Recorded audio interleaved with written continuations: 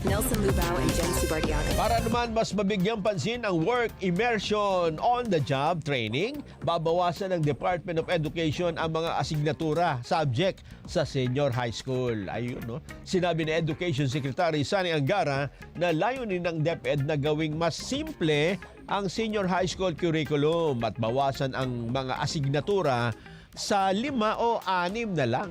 Bawasan yung mga subject. Ang dami na ha?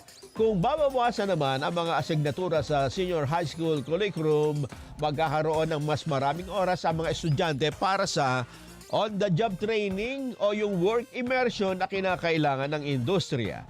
Magiging mas employable din po ang mga magtatapos sa senior high school kahit nakulang sila sa karanasan sa trabaho.